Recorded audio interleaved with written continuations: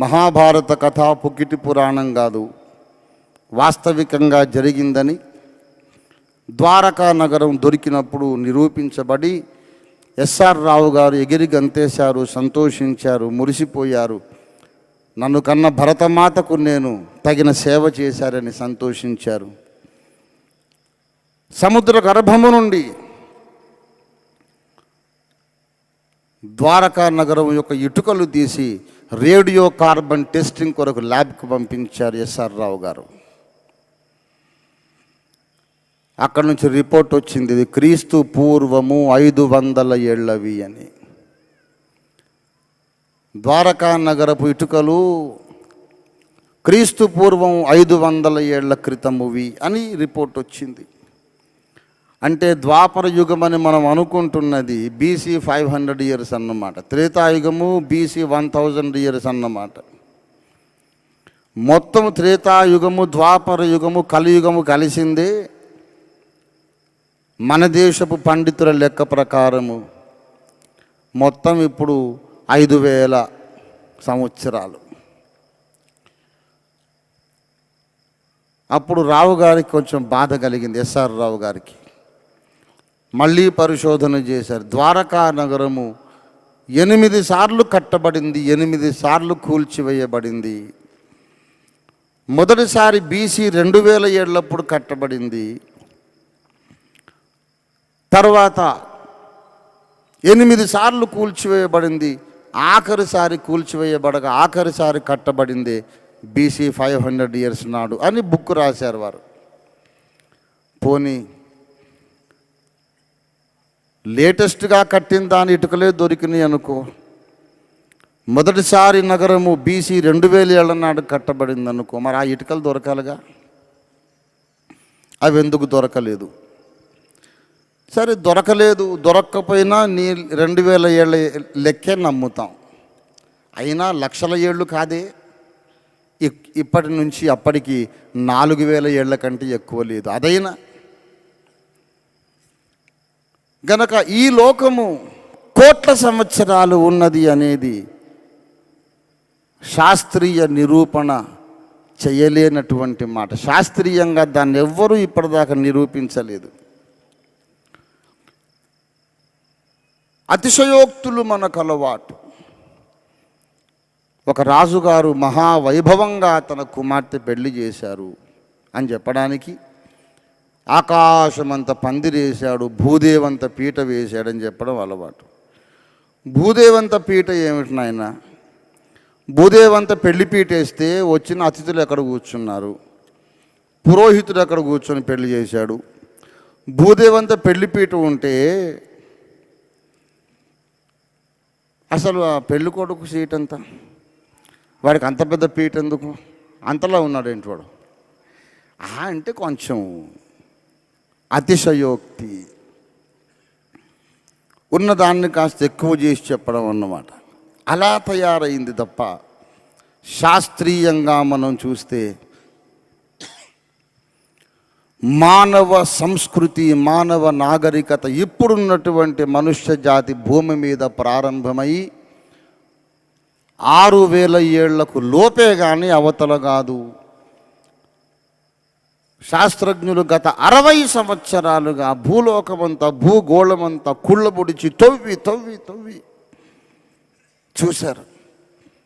పాతకాలపు నాగరికత అవశేషాలు ఎన్నో దొరికినాయి. సెంట్రల్ అమెరికాలో మాయన్ నాగరికత, ఎల్ సాల్వడార్, హాండూరస్ ప్రాంతాల్లో మాయన్ నాగరికత ఉంది. యూఫ్రటీస్, టైగ్రీస్ నదుల మధ్యలో ఉన్నటువంటి ఆ సారవంతమైన భూమిలో మెసొపటేమియా నాగరికత ఉంది. నైలు నదీ తీరాన ఈజిప్ట్ నాగరికత ఉంది.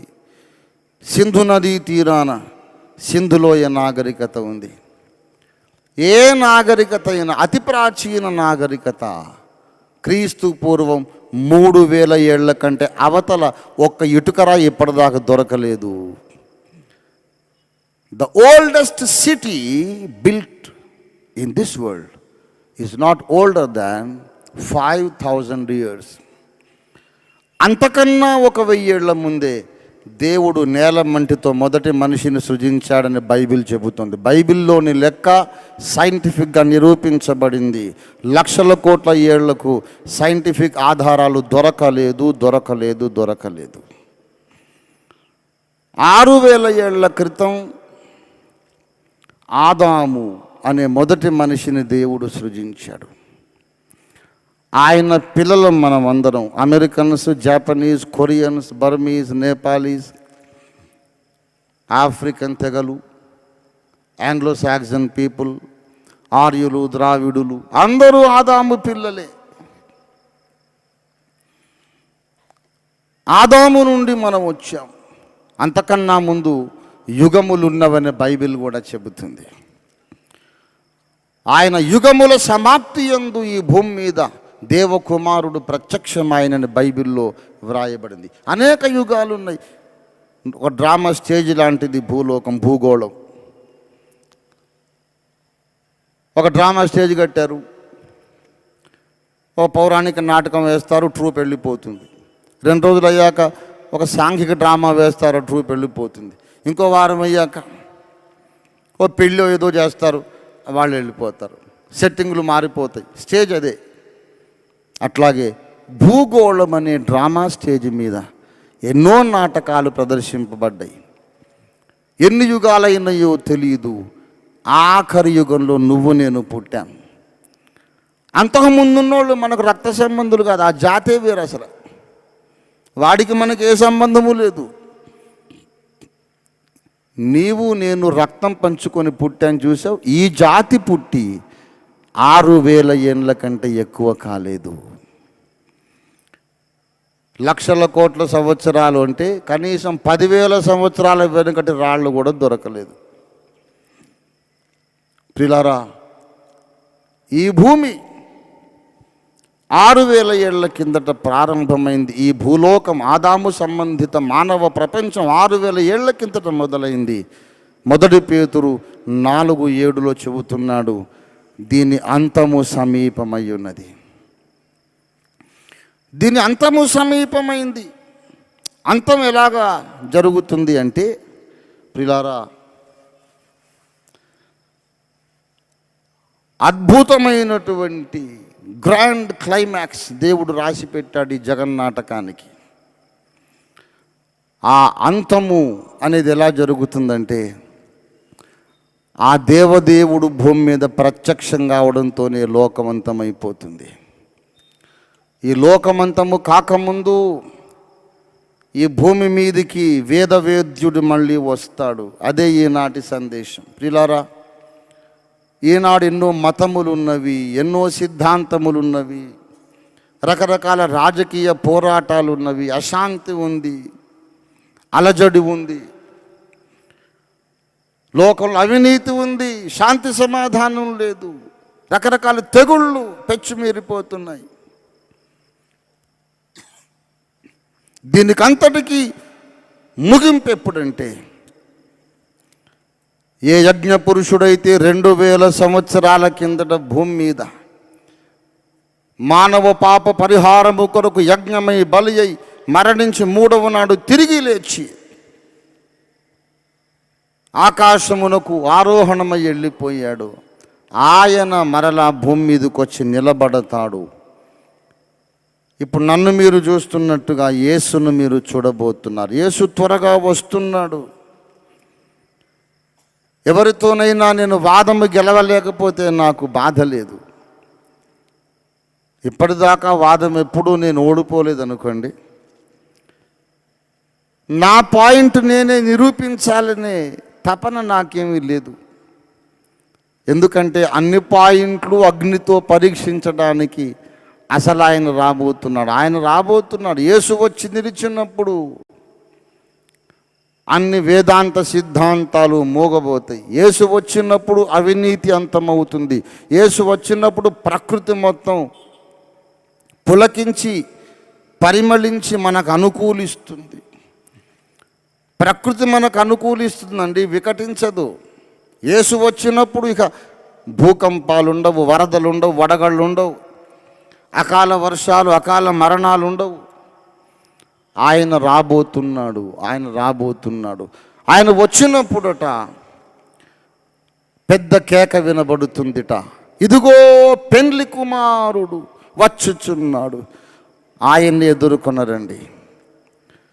శ్రీ పోతులూరి వీరబ్రహ్మేంద్ర స్వామి వారి కాలజ్ఞానం నేను చదివాను.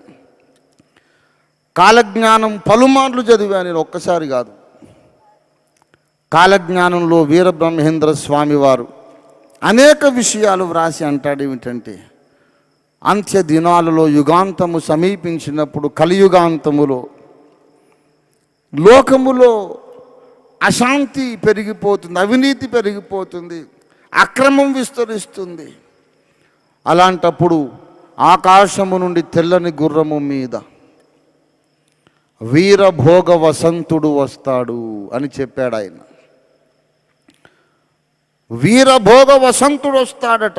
ఆయన వచ్చి దుర్మార్గులను సంహరించి భూమి మీద నీతి రాజ్యము స్థాపిస్తాడట. వసంతుడు వస్తాడు అని ఎందుకన్నాడు వీరబ్రహ్మేంద్రుల వారు? ఇంకేం పేరు దొరకలేదా పెట్టడానికి? వసంతుడు వసంతుడు ఎందుకన్నాడు?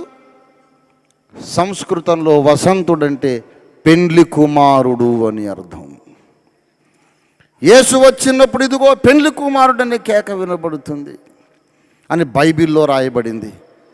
ఇదిగో భూమి మీద నీతి రాజ్యము స్థాపించడానికి వసంతుడు వస్తున్నాడు అన్నారు వీరబ్రహ్మేంద్ర స్వామి వారు. ఆయన చెప్పింది యేసు రాకడను గూర్చే. దశావతారాలలో ఆఖరిది కల్కి అవతారం. కల్కి అంటే అసలు స్త్రీ అని అర్థం. కొంచెం ఎవడైనా కొంచెం నాజుగ్గా వయ్యారంగా కులుకుతూ మాట్లాడుతుంటే ఏంట్రా కలికితనం అంటారు. కల్కి అవతారం అంటే, కలికి అంటే స్త్రీ. మరి కల్కి అనే అవతారం ఎందుకుంది, ఆ పేరు ఎందుకు పెట్టారు శాస్త్రకారులు అంటే, కల్కి అవతారములో ఆ దేవదేవుడు మహాదేవుడు భూమి మీదకి వచ్చినప్పుడట ఆయన సగభాగము స్త్రీమూర్తిగా ఉంటాడు, సగభాగము పురుషుడుగా ఉంటాడు. అది కల్కి అవతారం. పురాణాల్లో చెప్పిన కల్కి అవతారం అది. కుడివైపు మీసం ఉంటుంది, పురుషుని కన్ను. ఎడమవైపు మాత్రము కాటుక కన్ను, స్త్రీ కన్ను. ఇటు మీసం ఉండదు. ఎడమ భాగమంతా స్త్రీ శరీరం, కుడి భాగమంతా పురుష శరీరం.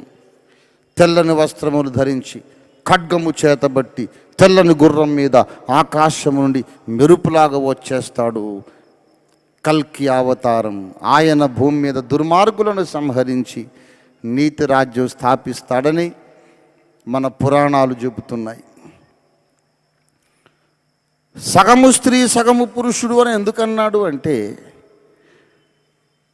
వివాహమైనటువంటి స్త్రీ పురుషుడు కలిసి ఏక శరీరం అవుతారని బైబిల్లో చెప్పబడింది.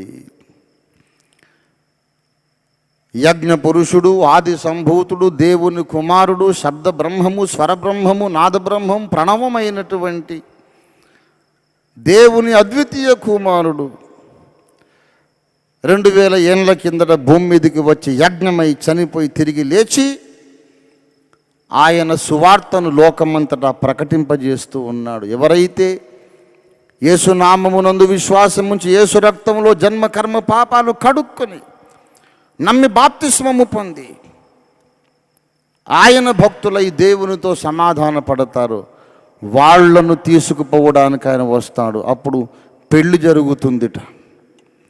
క్రీస్తుకు ఆయన సంఘానికి పెళ్లి జరుగుతుంది. పెళ్ళంటే అర్థం ఏంటి? పెళ్ళంటే ఆడపిల్ల అడ్రస్ మారడమే పెళ్ళి.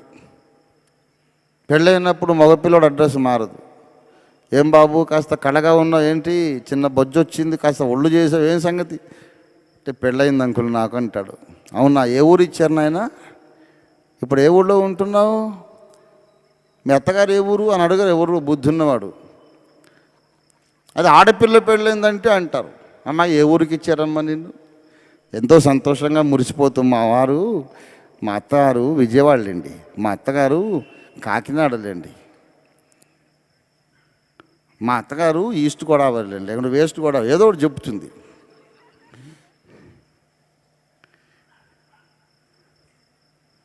ఆమెకు అది సంతోషం, అడ్రస్ మారడం. అసలు ఆడపిల్ల అంటే ఆమె పుట్టగానే పెద్దలందరూ ఆడపిల్ల పుట్టిందిరా అంటారంటే ఈడపిల్ల కాదని అర్థం. ఇది వెళ్ళిపోవాల్సిందే, ఎన్నాళ్ళున్నా పోవాల్సిందే. ఆడపిల్ల పెళ్ళైనప్పుడు పెద్ద డ్రామా జరుగుతుంది. అమ్మాయి వెక్కి వెక్కి ఏడుస్తూ ఉంటుంది, తల్లి కూడా ఏడుస్తూ ఉంటుంది ముక్కు చీదుకుని. కాపరానికి పంపేటప్పుడు ఎక్కడ లేని బాధ. అప్పుడు మనం పోయి చెబుతాం, ఏంటమ్మా పాపం చాలా బాధపడుతున్నావు, ఎందుకులే కాపురానికి వెళ్ళటం మానేయమ్మా. ఓ ఏంటంకులు అంత మాట అన్నారు, ఎన్ని పూజలు చేశాను, ఎన్ని నోములు నోశారు, ఎన్ని వ్రతాలు చేశాను, మంచి మొగుడు రావాలి, మంచి భర్త రావాలని ఎంతమందితో ప్రార్థనలు చేయించుకున్నాను. అత్తవారింటికి పోద్దంటారా, ఎవరు బుద్ధి ఉందా అంట. అది కాదమ్మా, ఏడుస్తున్నావు కదా అని అన్న. ఏడవపోతే ఎగురుకుంటా దూక్కుంటూ పోతారండి వికారంగాను. బాగుండదని ఏదో ఏడుస్తున్నాను, ఏడుపు రాకపోయినా ఏడిచినట్టు చేస్తున్నాను, ఏదో బాగుండాలి, చూసేవాళ్ళకి బాగుంటుందని. అంతేగాని అసలు లోపల ఎంత సంతోషపడిపోతున్నానో మీకేం తెలుసు.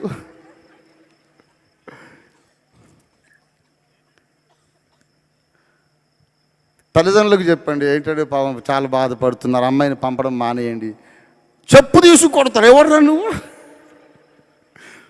మా అమ్మాయిని కాపురాన్ని పంపొద్దంట, బుద్ధి ఉందా అసలు నీకు, ఎవరు?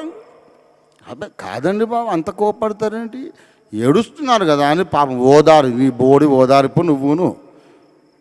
జ్ఞానం లేదురా నీకు, ఏడుస్తూ పంపకపోతే సంబరంగా సంకలు గుద్దుకొని పంపుతారేంటి?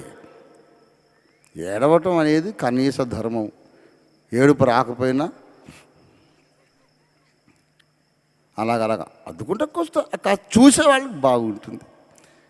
అమ్మాయి పుట్టినప్పటి నుంచి కాస్త ఈడొచ్చినప్పటి నుండి 7 జతల చెప్పులు అరగాలంటే ఒక అమ్మాయికి సంబంధం దొరకాలంటే.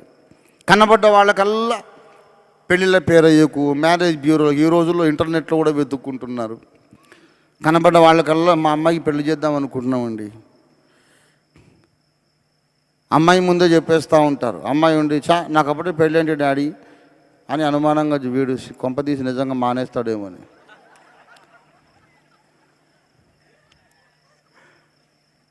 ఎప్పుడెప్పుడు అమ్మాయిని పంపిద్దామా అని తల్లిదండ్రులకు ఆశ, ఎప్పుడెప్పుడు వెళ్దామని అమ్మాయికి కూడా ఆశ. ఎందుకంటే ఆడపిల్ల, మరి ఈడ పిల్ల కాదు, ఈడ పిల్ల కాదండి. ఆ మాటకొస్తే మనుషులందరూ ఆడపిల్లలే కానీ ఈడపిల్లలు కాదు. మనమందరము ఈ భూమి మీద పరదేశులము, యాత్రికులమై ఉన్నాం. స్థిరమైన నివాసం మనకి భూమి మీద లేదు, అక్కడుంది. అక్కడికి మనల్ని తీసుకెళ్ళాలని మన పరమ పురుషుడు మన స్థిరమైన నిత్య నివాసానికి తీసుకెళ్ళాలని ఆశపడ్డాడు. కానీ కుదరలేదు. అది పరిశుద్ధమైన ప్రపంచం, మనమేమో జన్మముతోనే పాపులం. ఆ పరమ పురుషుడు మనల్ని ప్రేమించాడు, తీసుకెళ్దాం అనుకున్నాడు. ఆడపిల్లల్ని అక్కడికే చేరేయాలనుకున్నాడు. కానీ ఎలాగది పరిశుద్ధ లోకము, ఈ పాపులందరినీ అక్కడికి తీసుకెళ్తే ఎలాగ? వీడు అక్కడికి వెళ్ళి సినిమా హాలు, ఒక కళ్ళు కాంపౌండు, ఒక కారాకిళ్ళి కొట్టు అని పెట్టుకుంటాడు వీడు అక్కడికి వెళ్ళి. పాపములో పుట్టి పాపము చేస్తూ పాపంలో బ్రతుకుతున్న మనుషుల్ని ఉన్న పళ్ళాన్ని తీసుకెళ్తే అక్కడికి వెళ్ళి అబద్ధము, వ్యభిచారం అన్నీ చేస్తాడు వీడు. అది పరిశుద్ధ లోకం, మనమేమో పాపులం, అక్కడికి వెళ్ళాల్సిందే. కానీ యోగ్యులం కాదు. కాదులే, మాకు బోల్డ్ దేవుళ్ళు ఉన్నారని చెప్తావా? ఏం చెప్తావు? ఆయనే వచ్చాక ఏం చెప్తావు? ఆయన చెబుతాడు, ఋగ్వేదమందు నన్ను గూర్చిన ప్రవచనము, భవిష్య పురాణములు నన్ను గూర్చిన ప్రవచనం, పురుష సూక్తులు నన్ను గూర్చిన ప్రవచనం, కాలజ్ఞానములు నన్ను గూర్చిన ప్రవచనం, ఖురాన్ షరీఫ్లో నన్ను గూర్చిన ప్రవచనం. ఎందుకు ఇప్పటి చెవిని పెట్టావు? అంటే ఇంత సీరియస్ అనుకోలే. ఆయన ఏదో చెప్పాడు కోట్ వేసుకున్నప్పుడు, కానీ రమ్య గ్రౌండ్స్లో ఏదో చెబుతున్నానే మాదిగోళ్ళ మతం అనుకున్నాం. కాదని చెప్పాడు కదా, అంటే కాదంటాడు కానీ అని నమ్మాలా? అంత అర్జెంట్ అనుకోలే నేను. ఎందుకు అనుకోలే? నీ వాదన చెల్లదు. సమయం ఉండగానే వాస్తవములు ఆలోచించి నిరూపించబడ్డ సత్యము నమ్మండి. సృష్టికర్త ఒకడున్నాడు. ఆయన ఈ జగత్తు, ఈ భూమి అనే డ్రామా స్టేజ్ మీద ఎన్నో డ్రామాలు ఆడించాడు, ముగించాడు. ఆ యుగాలు అయిపోయినాయి. ఇప్పటి యుగమునకు 6000 ఏండ్ల వయసే. కోట్ల ఏళ్ల కథ చెప్పుకొని మోసపోకండి. మన యుగం 6000 ఏళ్ళు మాత్రమేనని ఆర్కియాలజీ నిరూపిస్తోంది. 6000 ఏళ్ల కిందట మానవ జాతి ప్రారంభమైంది. తొలి మానవుడు పాపం చేశాడు, అందరినీ పాపులనే కన్నాడు. ఈ పాపపు మానవ జాతిని పెళ్లి చేసుకోవాలని పరమాత్ముడు ఇష్టపడ్డాడు. పెళ్లి కూతురుకి స్నానం కావాలి గనుక ముందుగా వచ్చి తన పరిశుద్ధ రక్తము చిందించి వెళ్ళాడు. సర్వలోకమునకు వెళ్ళి నన్ను గూర్చిన వార్త ప్రకటించమన్నాడు. ఎందరు యేసు రక్తములో తమ వస్త్రాలు, తమ బ్రతుకులు ఉతుక్కొని తెలుపు చేసుకున్నారు, పరిశుద్ధులైనారు, వారిని పెళ్లి చేసుకోవడానికి రెండవసారి యేసు వస్తున్నాడు. యేసు రాకముందు ప్రపంచ రాజకీయాలు ఎలాగుంటాయో బైబిల్లో చెప్పబడింది. తూ చా తప్పకుండా అలాగే జరుగుతున్నాయి. నా సేవారంభంలో చెప్పాను, రష్యా, సోవియట్ యూనియన్ కుప్పకూలిపోతుందని చెప్పాను. ఆనాడు నవ్వారందరూ. ఏమిటి పంతులు గారు, రష్యా కూలిపోతుందా? ఇజ్రాయెల్లో ఎర్ర జెండా పాతుతాం, అక్కడి నుంచి యూరోప్నంతా శాసిస్తాం, అమెరికాలో ఎర్ర జెండా ఎగరేస్తాం. ఏమనుకున్నారు? ఉక్కు పిడికిలి, ఐరన్ కర్టన్ మాది. ఏమనుకున్నావు? బైబిల్లో దేవుడు చెప్పాడయ్యా, నా మీద ఆవేశపడతావేంటి అన్నాను. 2 సంవత్సరాలు అయ్యాక సోవియట్ యూనియన్ గోర్బచేవ్ కాలంలో డిజాల్వ్ అయిపోయింది. యథార్థవాది టీవీ ఈ యూట్యూబ్ ఛానల్ను తప్పకుండా మీరు సబ్స్క్రైబ్ చేయండి, లైక్ చేయండి. అక్కడ ఉన్నటువంటి ఆ బెల్ ఐకాన్ని మీరు ప్రెస్ చేయండి. అప్లోడ్ అవుతున్నటువంటి ఈ యొక్క విశేషమైనటువంటి ప్రాముఖ్యత కలిగిన, సమకాలీన ప్రాధాన్యత కలిగినటువంటి అనేక సందేశాలు వెంటనే మీకు నోటిఫికేషన్ వస్తుంది. So without fail, please like and subscribe the Yadharthavadi TV YouTube channel. God bless you.